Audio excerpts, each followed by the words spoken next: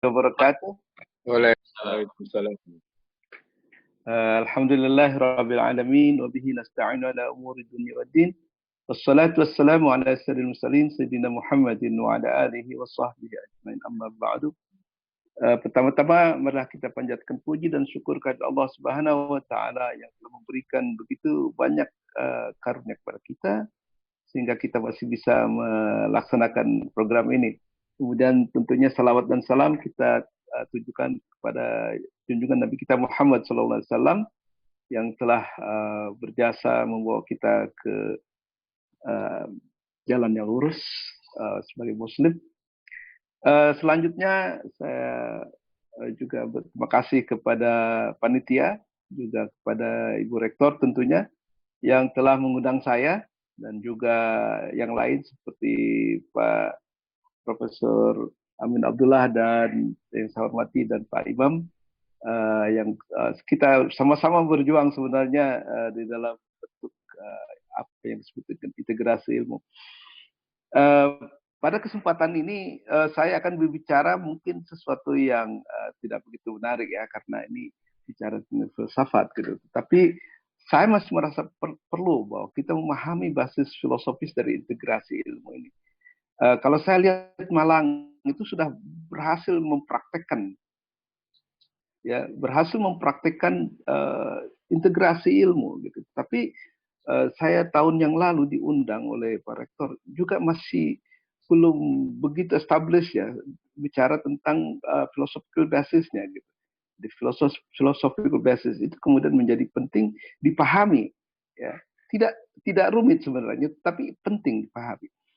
Nah, mengapa integrasi ilmu ini menjadi penting ya?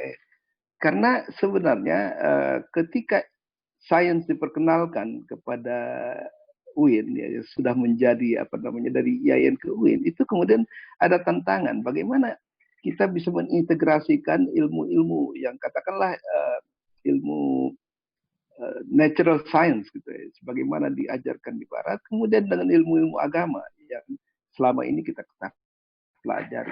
Apakah kita akan mengambil kebijakan yang sifatnya itu jadi paralel gitu. Maksudnya paralel itu ya ilmu gitu. Metode science agama-agama. Tidak ada upaya untuk mengintegrasikan di antara kedua. Ya, jadi misalnya dalam sudut objek ya. Ini pembahasan pertama objek ilmu ini ada problem.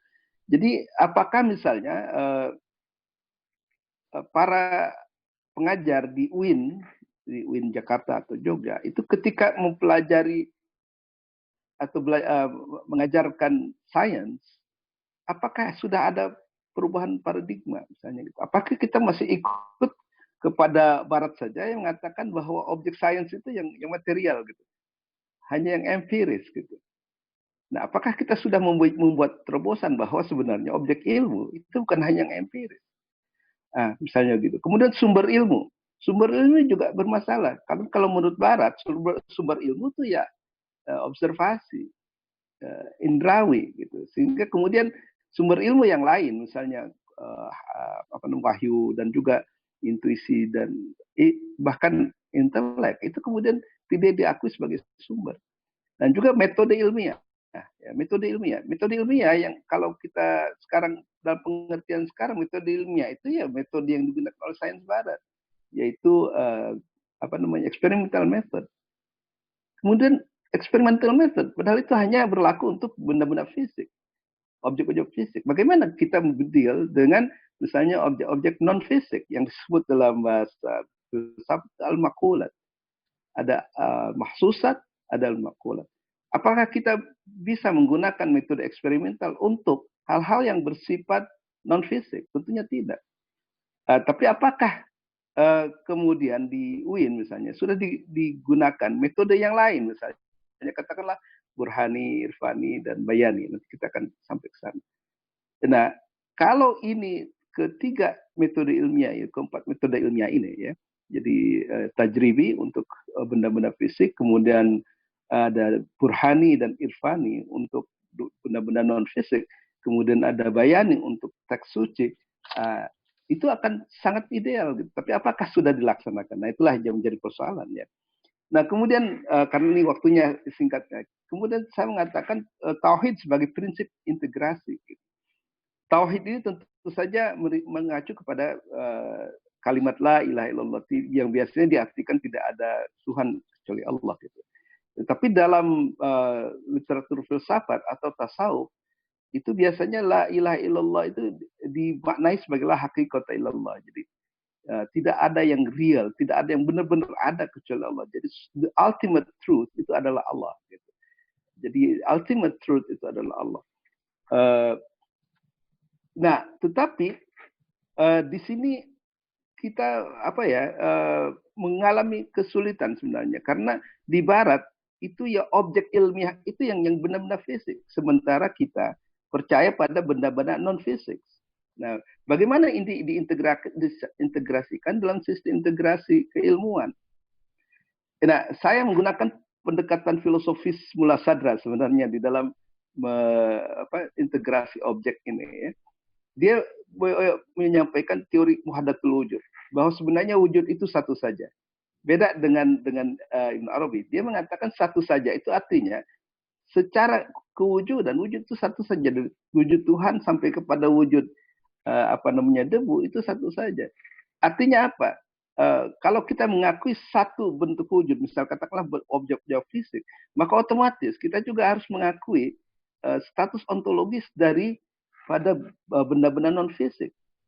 Jadi kalau satu ditolak, karena itu hanya satu ya wujud itu. Kalau satu bagian ditolak, maka dia harus menolak yang lain. Kalau satu bagian dibenarkan, maka dia harus membenarkan yang lain. Maka ketika orang Barat mengakui objek-objek fisik sebagai real, maka objek non fisik yang merupakan bagian dari wujud, ya itu juga harus dianggap real. Karena apa? Karena dalam Islam kita percaya bukan hanya pada yang fisik, tapi juga yang non fisik. Misalnya Allah dikatakan alimul ghaib wasyahada. Jadi ada yang gaib, ada yang syahadat. Nah, orang Barat sudah menolak yang gaib, kemudian hanya mengafirmasi yang syahadat gitu. Padahal dalam Islam tidak begitu. Kita percaya bukan hanya pada objek fisik, tapi juga objek non fisik. Nah, karena kita yakin kepada kedua macam itu, yang fisik dan non fisik, maka harus ada ilmunya. Kalau orang Barat sudah menolak misalnya kenyataan non fisik atau metafisik, maka bagi mereka ya tidak perlu diciptakan ilmunya ya. Tetapi ketika kita bicara mengenai yang non fisik, maka kemudian kita juga harus menciptakan ilmunya gitu ya, karena kita juga percaya pada objek non fisik. Nah, di dalam istilah filsafat itu ada mahsusat. Mahsusat itu benda-benda fisik. Inilah yang dianggap sah oleh ilmu sains Barat sebagai objek, satu-satunya objek yang sah, yaitu al-mahsusat, the sensible, objek-objek fisik. Tetapi mereka menolak al-makhulat, sesuatu yang non-fisik. Gitu. Nah, integrasi ilmu tidak mungkin memisahkan keduanya. Konsep integrasi ilmu harus menyatukan kedua konsep ini. Artinya kita harus mengakui bukan hanya objek fisik, tapi ya non-fisik. Nah, ketika kita kemudian mengakui objek non-fisik, maka kita pun harus menggali ilmunya. Dan itu sudah dilakukan tentunya oleh para ilmuwan-ilmuwan muslim terdahulu. Nah, sekarang saya akan berbicara tentang basis integrasi ilmu dan agama. Ya. Menurut saya, tolab ilmu yang diwajibkan pada umat Islam itu adalah seeking the truth. Jadi, mencari kebenaran. Dan kebenaran itu yang mutlak adalah Allah. Gitu. Hanya saja Allah itu tidak bisa diketahui dalam arti zatnya. Zat Allah tidak bisa diketahui, tapi dia bisa diketahui melalui sifatnya. Dan sifat di dalam bahasa Al-Quran itu adalah ayat. Jadi kita hanya bisa mendekati Tuhan melalui ayatnya. Ya, kita bisa mengetahui the ultimate truth, kebenaran yang mutlak, hak, itu melalui ayatnya. Dan di dalam Al-Quran ada dua macam ayat. Ya, ayat yang bisa dikatakan qauliyah, yaitu ayat yang berupa kitab suci, itu juga disebut ayat. Ya. Kemudian ada lagi ayat yang disebut kauniyah. Jadi Allah menyebut ayat bukan hanya ayat-ayat Quran, tapi juga ayat alam ya. Misalnya dikatakan sanuri ayat tidak fi afaq wa fi anfusihim hatta yatabayyana annal haqqu min rabbihim. Jadi Allah ya akan menunjukkan tanda-tanda kebesarannya di seantero jagat dan dalam diri mereka gitu. Jadi artinya bahwa Allah hanya bisa dikenal dengan dua uh, ayatnya itu, ya, uh, yaitu kauliyah dan kauniyah. Nah, ayat kauliyah inilah yang kemudian menjadi sumber ilmu agama. Gitu. Jadi dari mana sumber ilmu agama itu adalah dari ayat, yaitu ayat kauliyah. Tetapi kemudian ayat kauniyah itu menjadi objek dan sumber ilmu sekuler ya, atau ilmu umum ya kita bilang, ilmu rasional gitu. Jadi saya menemukan basis integrasi ilmu agama dan umum pada kenyataan bahwa objek dan sumber ilmu agama itu adalah ayat Allah, tapi dalam bentuk tadwiniyah atau qauliyah. Sedangkan objek atau sumber ilmu rasional atau kita bilang ilmu umum atau natural science itu ada pada alam. Jadi sebenarnya Quran dan alam itu sama-sama ayat Allah. Nah, problemnya adalah bahwa sementara kita masih membaca Al-Quran sebagai ayat Allah, tapi kemudian kita mungkin ya kalau mengikuti arahan daripada Barat, ya kita berhenti membaca alam sebagai ayat Allah. Karena di dalam salah satu tulisannya Darwin mengatakan haram hukumnya membawa-bawa Tuhan ke dalam tulisan ilmiah. Nah, kalau kita mengikuti itu, maka kita berhenti membaca alam sebagai ayat Allah. Maka disitulah terjadi benturan ya antara ilmu agama dan ilmu umum. Jadi kalau kita membaca Al-Quran sebagai ayat Allah dan membaca alam sebagai ayat Allah, maka tidak akan ada konflik di antara keduanya. Nah, kita kadang-kadang masih dalam keadaan ini, constraint ya. Kita mau menghubungkan misalnya ketika kita menulis tulisan natural science, mau menghubungkan fenomena alam yang kita teliti dengan Tuhan, itu masih ragu-ragu apakah ini nanti disebut ilmiah atau tidak. Padahal jelas bagi pandangan Islam bahwa alam itu adalah ayat Allah. Jadi jangan dibaca pada dirinya. Bacalah dia sebagai ayat Allah. Nah, dari situlah kemudian maka kita akan mengenal Allah lewat fenomena alam. Tapi kalau kita dilarang untuk menghubungkan Tuhan dengan dalam tulisan ilmiah, maka kita berhenti pada ayat. Istilah sekularisasi terjadi. Jadi kalau menurut saya, baik ilmu agama maupun ilmu umum, itu sebenarnya bersumber pada sumber yang sama, yaitu Allah. Tapi dimanifestasikan dalam dua macam ayat, yaitu ayat kauliyah dan ayat kauniyah. Karena itu maka tidak heran kalau misalnya Al-Quran juga banyak bicara tentang fenomena alam. Dan banyak yang tepat tentunya. Ya kan? Karena apa? Karena sumbernya dari Allah Subhanahu wa taala. Nah, problemnya adalah sekarang ini bahwa kita kadang-kadang sebagai ilmuwan ya, saya tidak tahu nih di misalnya Fakultas Sains dan Teknologi di UIN sekarang, apakah kita sudah membaca ketika kita mengkaji alam itu fenomena alam sebagai ayat Allah? Apakah kita mengikuti Barat bahwa kita tidak boleh menghubungkan fenomena alam dengan Allah?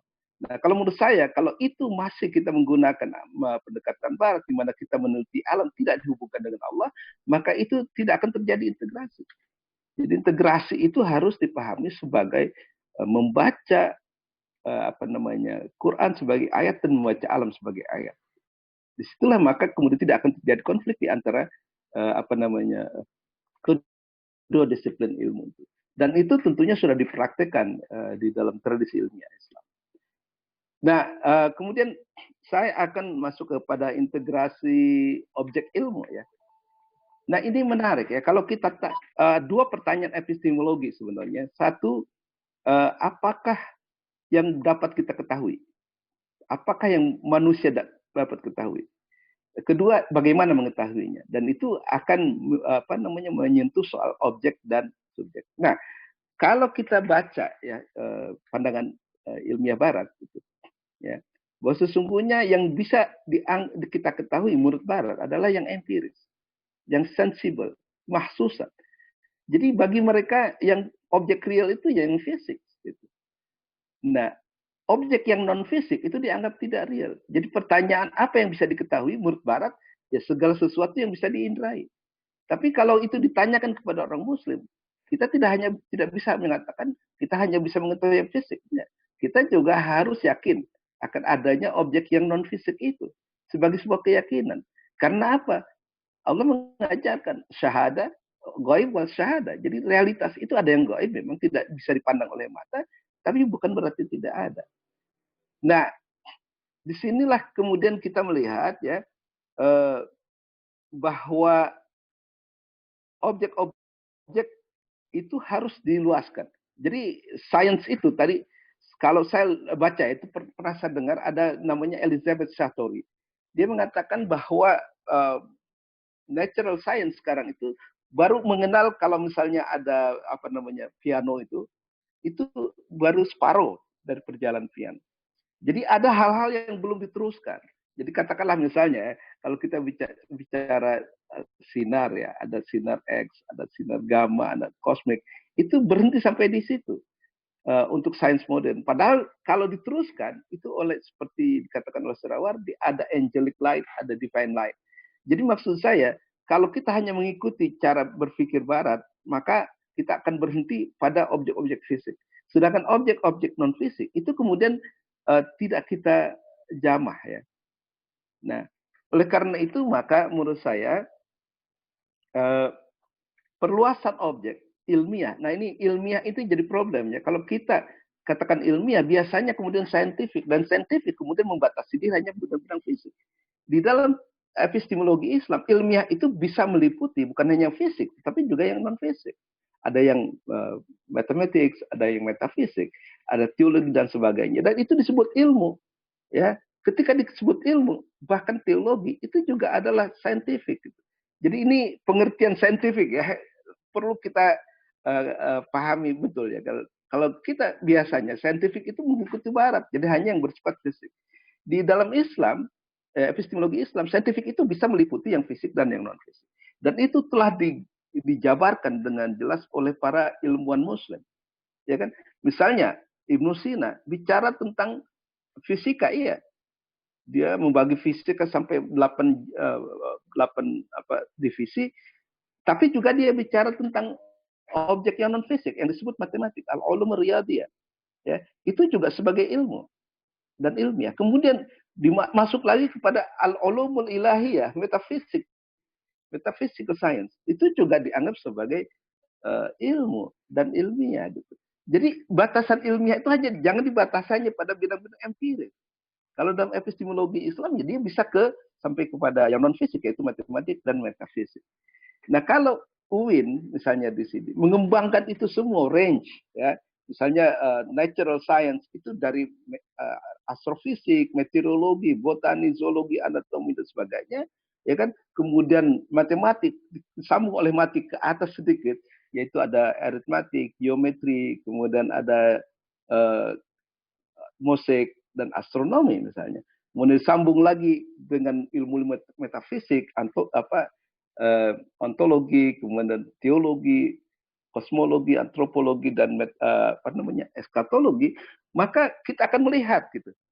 Range-nya itu memang luas. Jadi ilmu itu mulai dari yang fisik kepada yang matematik yang berada antara fisik dan metafisik, kemudian pada yang metafisik. Jadi kita bisa melihat ke integrasi keilmuan itu, ya, menurut konsep integrasi yang holistik gitu. Dan ini sudah dikembangkan sebenarnya oleh Muslim ya. Kemudian tadi kita bicara tentang objek, dan kalau objek itu ada yang fisik dan non fisik, maka bidang ilmunya juga harus seperti itu. Ya, jadi kita tidak hanya boleh puas dengan natural science yang membahas tentang objek-objek fisik, tapi juga kita harus mengembangkan juga bidang ilmu yang lain yang berkaitan dengan objek non fisik.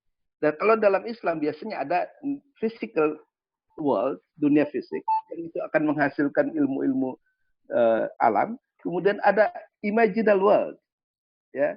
Kalau menggunakan istilah Surawardi itu ada imaginal world, yaitu ilmu dunia yang ada antara fisik dan non fisik. Dan kemudian ilmunya itu adalah matematik. Jadi matematik itu ada dalam posisi menengah antara dunia fisik dengan non fisik. Kemudian di atasnya itu baru ada dunia metafisik. Dunia metafisik itu akan menghasilkan ilmu-ilmu metafisik. Dunia imaginal akan menghasilkan ilmu-ilmu matematik, dan dunia fisik akan menghasilkan ilmu-ilmu fisik. Jadi ada benar-benar nyambung ya, dari bawah sampai atas itu memang itu. Jadi boundary-nya juga diperluas lagi, ya kan? Seperti itu. Nah, kalau di UIN sudah dengan apa dengan rinci membahas tentang ini, semua ilmu-ilmu alam, semua ilmu matematik dan semua ilmu metafisik dengan tentunya pendekatan dan metode yang berbeda-beda, maka di situ baru akan terjadi sebuah integrasi. Nah, yang saya khawatirkan adalah sekarang bahwa ilmu agama kemudian dibahas secara terpisah, tidak dikaitkan dengan secara integratif dengan yang lain. Kemudian kalau mempelajari natural science, itu yang mempelajari natural science dengan batasan pada objek yang fisik dan juga dengan metodologi yang cocok dengan yang yaitu yaitu experimental method gitu. Jadi itu yang saya khawatirkan bahwa memang tidak berjalan secara terpisah. Nah, terakhir saya ingin menjelaskan tentang metode integrasi metode. Ya, kalau di Barat sains itu dibatasi pada bidang fisik, maka metode yang paling cocok adalah experimental method atau disebut tajribi dalam tradisi ilmiah Islam. Gitu. Karena apa? Karena objeknya memang fisik. Jadi harus menggunakan metode yang cocok dengan objek-objek fisik. Itu bisa tentang langit dan bumi, apa yang ada di antara keduanya, tentang mineral, tumbuhan, zoologi, anatomi dan sebagainya. Ya. Tetapi kalau pertanyaan adalah bagaimana mengetahui apa metode yang digunakan untuk deal dengan yang non fisik, tentunya kita tidak bisa menggunakan metode eksperimen, observasi untuk menangani objek-objek non fisik. Maka disinilah kemudian ya ilmuwan Muslim mengajukan metode yang disebut demonstrative method. Ya, demonstrative method ini berhubungan bukan dengan yang fisik, tapi yang non fisik atau disebut al-maqulat, the intelligible. Apa misalnya? Ya, konsep dan sebagainya. Misal konsep tentang Tuhan, malaikat dan sebagainya. Objek-objek itu harus diakui sebagai ada dan diyakini sebagai ada. Tapi bagaimana memahami, bagaimana menangkap objek-objek non fisik itu tentu tidak bisa dengan menggunakan metode eksperimental. Nah, kemudian ada lagi metode yang digunakan oleh ilmuwan Muslim dan itu disebut metode ilmiah juga, yaitu intuitif atau irfani. Nah, irfani ini berbeda dengan demonstratif. Dia lebih pengetahuannya lebih mendalam, lebih intim. Jadi melalui intuisi atau disebut ma'rifat di dalam kamus tasawuf. Gitu. Jadi kalau misalnya ya UIN mengembangkan metode eksperimental dengan sangat hebat, gitu. Tapi juga ditambah lagi dengan metode demonstratif, gitu. Perkuat nalar logikanya dan sebagainya, ya kan? Dikembangkan bersama dengan metode eksperimental. Kemudian intuitif, mungkin kita menghadirkan sufi-sufi, ya kan, bagaimana pengenalan intuitif yang intim dengan Tuhan melalui tazkiyatun nafs dan sebagainya, maka kita bisa membayangkan bahwa UIN akan menjadi satu lembaga pendidikan yang komprehensif. Kemudian yang terakhir tentunya ada metode bayani. Metode bayani ini biasanya dipahami sebagai metode untuk memahami ayatul qauliyah. Jadi memahami teks suci, ya, Al-Quran dan hadis dan sebagainya. Nah, ini saya tidak tahu sejauh mana kita setelah mengembangkan metode bayani ini. Ya. Saya bayangkan kalau misalnya UIN sudah mengembangkan dengan hebat ya metode eksperimental, sebagaimana yang diterapkan di dunia Barat, tanpa kemudian membatasi diri hanya pada mengakui sumber-sumber empiris saja, kemudian mengembangkan metode ilmiah di bidang burhani, di bidang logika, yang itu sudah dengan luas ditulis oleh para ilmuwan Muslim, misalnya Al-Farabi, Ibnu Sina dan sebagainya. Kalau itu dikembangkan di UIN dengan sangat hebat, maka kita akan berhasil menghasilkan bukan hanya ilmuwan, tapi juga para filosof. Dan kalau metode intuitif juga diperdalam, ya, dengan zikir-zikir dan sebagainya, ya, tazkiyun nafs, maka UIN juga akan menghasilkan metode ilmiah yang disebut irfan. Dan kalau kemudian dikembangkan metode explanatory method atau bayani, kita bisa mengatakan wah ada akan revolusi, ya. UIN akan menghasilkan satu revolusi metodologi ilmiah. Nah, itu barangkali yang bisa saya sampaikan. Jadi basis filosofis untuk integrasi ilmu itu memang harus dipahami betul. Ya, bagaimana ilmu agama dan ilmu umum itu bisa dipersatukan, ya. Bahwa itu semuanya bersumber dari Allah, yaitu bersumber dari ayat-ayat Allah. Jadi kita harus membaca bukan hanya ayat Quran dan hadis sebagai ayat-ayat Allah, tapi juga alam, fenomena alam itu sebagai ayat Allah. Ya, jadi sebagai ayat dia akan menunjuk kepada yang di luar alam. Nah itu kalau kita mengikuti cara berpikir barat, maka kita akan berhenti pada penelitian fisikal saja gitu, dan tidak kemudian kita hubungkan dengan kehadiran Allah, kebijaksanaan Allah, kecintaan Allah dan sebagainya. Jadi dengan ini saya berharap bahwa nanti para dosen di Fakultas Sains and Tech itu juga bisa mengembangkan satu metode yang ya meneruskan gitu. Jadi penelitian objek-objek fisik itu tidak berhenti pada metode eksperimental, tapi diberi peluang bahwa setelah ini masih ada metode yang kita gunakan untuk menangkap benda-benda non fisik. Jadi maksud saya jangan sampai kita ikut-ikutan metode sekuler daripada ilmuwan barat itu, tapi kemudian kita mengembangkannya pada metode-metode yang lain yang lebih komprehensif yang menangani bukan hanya fisik tapi juga metode objek-objek non fisik. Nah, saya kira itu yang saya bisa sampaikan, ya. Mudah-mudahan memberikan sedikitlah tambahan pada diskusi kita tentang integrasi ilmu. Mungkin kalau ada pertanyaan kita bisa kembangkan lagi. Demikianlah. Terima kasih. Assalamualaikum warahmatullahi wabarakatuh. Waalaikumsalam warahmatullahi wabarakatuh. Terima kasih Prof. Mulyadi, luar biasa penjelasan filosofis Prof. Mulyadi memberikan basis bahwa ilmu itu memang luas dan berkembang. Tapi prinsip utamanya dulu kita beranjak dari prinsip tauhid, prinsip penegasan keyakinan bahwa ketika kita mencari ilmu, kita itu adalah mencari kebenaran, dan kebenaran yang hakiki itu adalah Allah Subhanahu wa Ta'ala.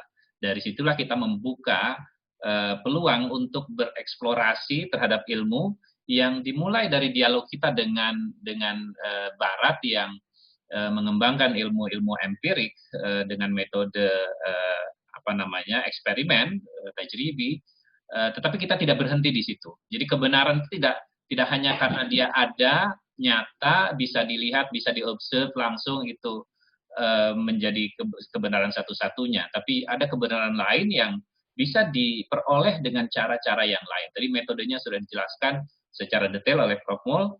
Ada selain tajribi, tentu ada bayani, demonstratif, ada juga irfani, sehingga ilmu-ilmu Islam itu tidak menolak tajribi, tidak menolak empirisme, tetapi beyond tajribi, beyond dari empirisme itu, sehingga kita bisa lebih lengkap lagi.